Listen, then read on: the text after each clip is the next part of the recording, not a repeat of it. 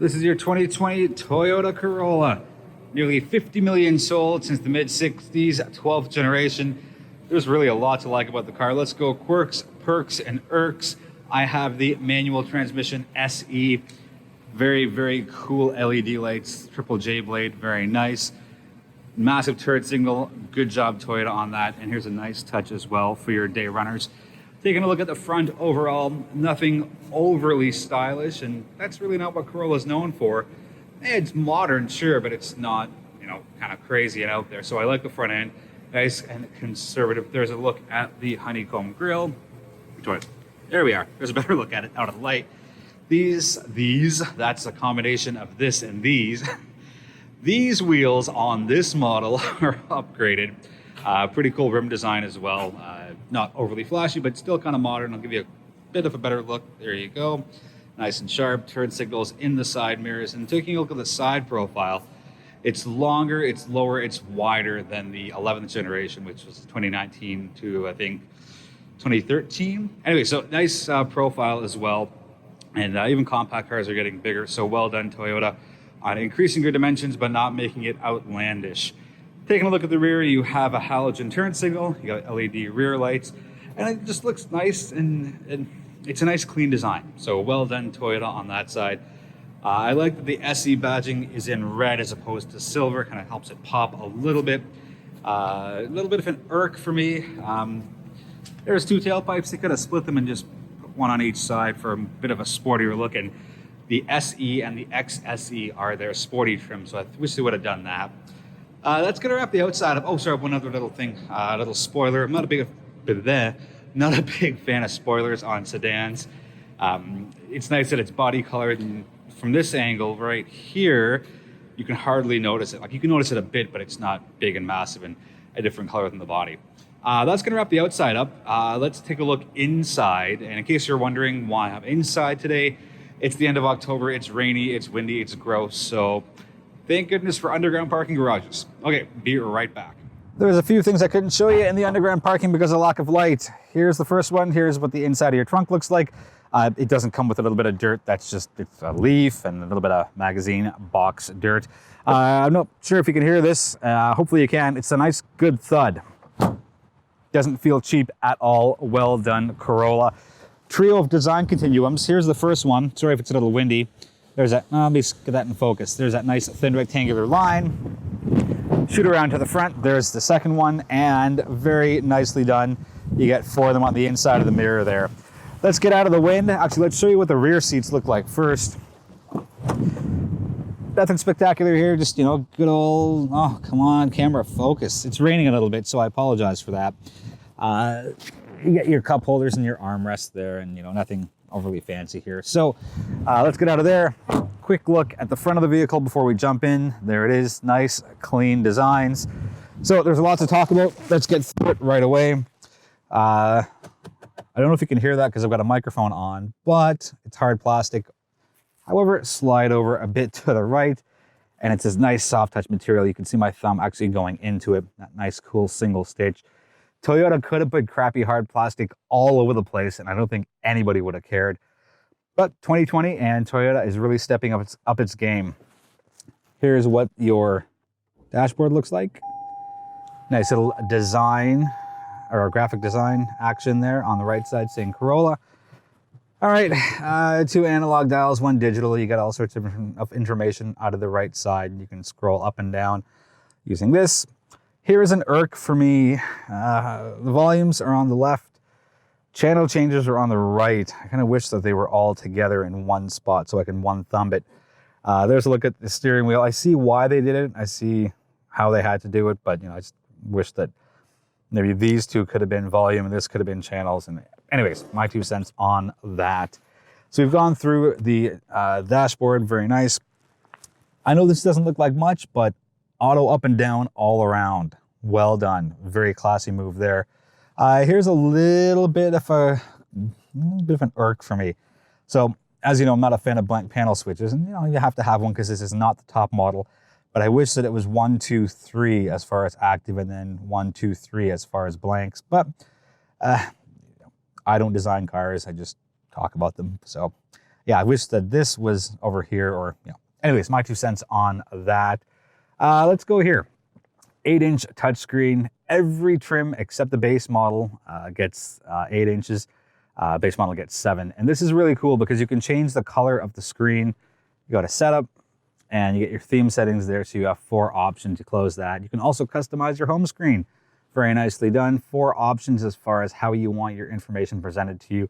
And you can pick and choose as far as what you want to be shown between these 4. So 3 spots, 4 options. One of them is not going to give. I don't think anyone should choose.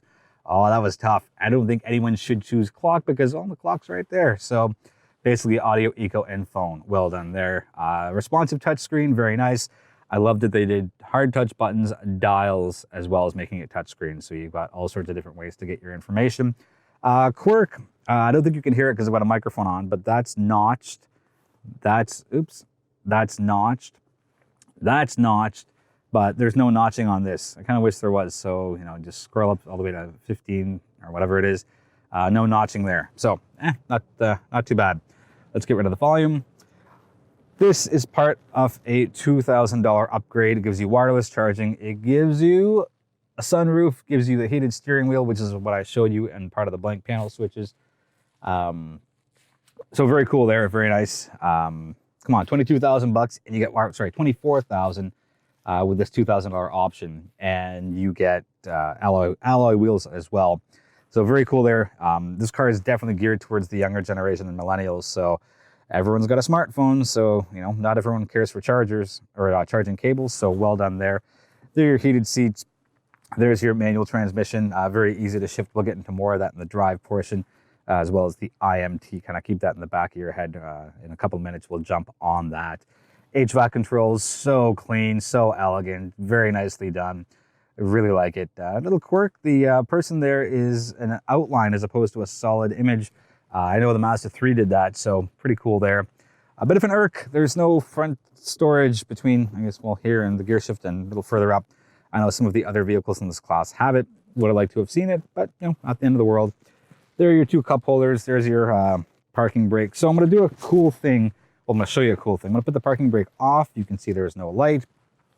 One hand is clearly holding the camera. So take a look just in the middle of your screen as I shut the car off.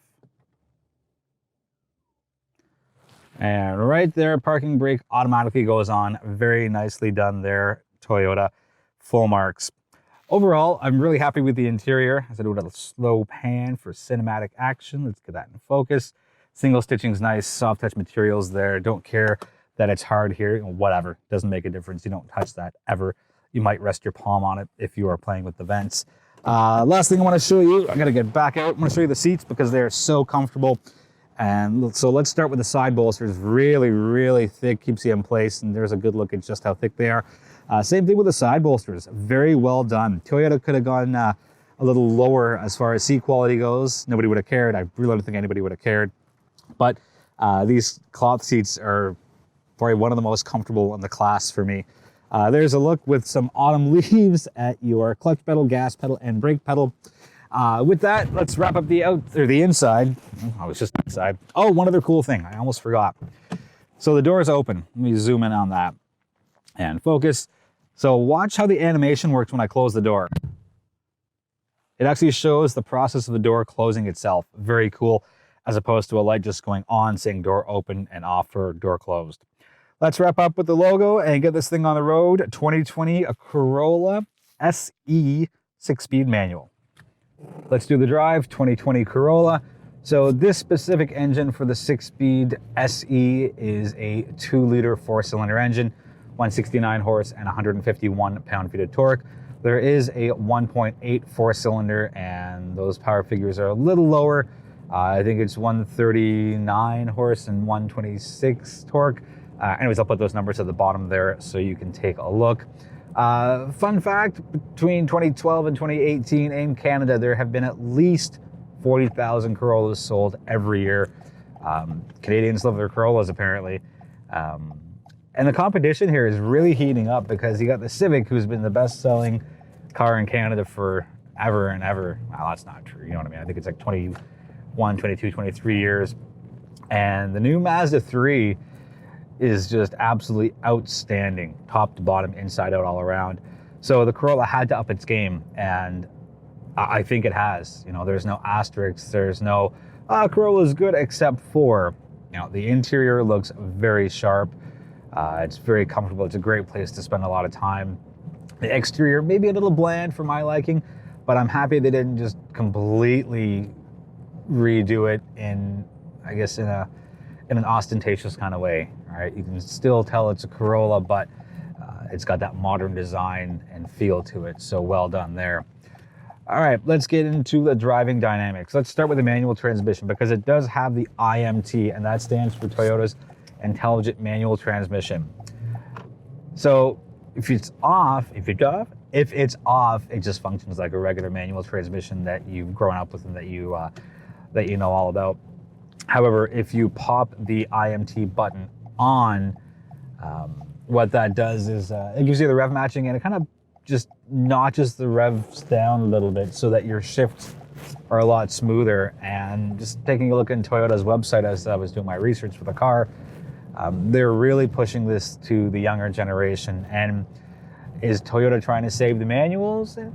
Maybe, you know, by putting one in this all-new vehicle when, you know, Ford has completely abolished all of their passenger vehicles. And Toyota has a manual option in their hatchback as well. So the fact that they've put a whole new engine in here with a manual transmission speaks volumes towards what their kind of goal and approach is. You know, yes, the RAV4 is their best-selling vehicle, and good on them for that. That's what people want. But the sedan is not dead at all. That little beep you hear, that's the lane departure warning. I'll get into that in a second to wrap up my thought on this before I forget it. The manual transmission is very, very smooth. It's very, very good, especially with the IMT on. Their intelligent manual transmission mode just makes it easier to shift. It makes it smoother. Is it for new drivers? Yeah. I've been doing manual transmissions for about 20 years now. And I just kept it on, you know. It just makes it easier. It's kind of like, you know, that old Staples commercial, that easy button, it kind of does that. So I'm very, very happy that Toyota has included that, at least as far as an option goes. And I think there's 8 Corolla trims. 2 of them have the manual transmission. And again, the downshifting is just so easy. There's no kind of jerky motion. And I hope that portrayed a jerky motion of downshifting. But it's very, very well done. Very cool thing. Toyota's safety sense is standard on all Corollas. If you're not sure what that is, I will put it right there on that side of the screen so you can take a look. And overall, the drive quality is pretty good for what the car is and the class of vehicle it's in. It's not the quietest vehicle, but it's respectively quiet. And again, it's the value for dollar here. $22,000 for the SE 6-speed manual. And yes, you can opt for that package that gives you the wireless charging, the sunroof, bigger 18-inch alloy wheels, a heated steering wheel, and wheel locks. I don't know if I take it. The car's got Apple CarPlay, no Android Auto yet. I think it'll come in I think next year for 2021, and hopefully there's a retrofit option for the Corolla, because not everyone uses an iPhone. I do. I love my iPhone. But anyways, as far as fuel efficiency goes, I will tell you that I am oops, how can I tell you that? I'm at 8.7 liters per 100 kilometers, and I've done, as of this very moment, 264.4, and I will put the actual figures from Toyota up on that side of the screen right now. I think I'm a little over, but I've done a lot of city driving, not a lot of highway driving, so that's probably why it's a little higher than usual. Anyways, that's going to wrap the review up. I didn't want it to be this long, but it's an all-new car, and as you know, as you hopefully know, when I get an all-new model, my reviews tend to be a little on the longer side, as opposed to something that's not all new. So the car is stopped, as you can see, because that's the only way I can put a camera off. Let me take a quick peek at my notes, see if there's anything that I missed, because, you know, I can't remember everything, and I like these long takes. Nope, I think we're good. 8 models, about 19 grand to 29 grand. My fuel efficiency, 8.7. The average is 7.4, so I'm way over, but it's all city driving. Anyways, thank you so much for watching. I appreciate the support. Feel free to subscribe if you haven't already. That notification bell thing that the kids talk about. Sure, hit that, be told when my next video is coming up. I nailed the ending one of the few times. Must be the new Corolla. All right, we'll be back. I'll be back sooner than later with my next review.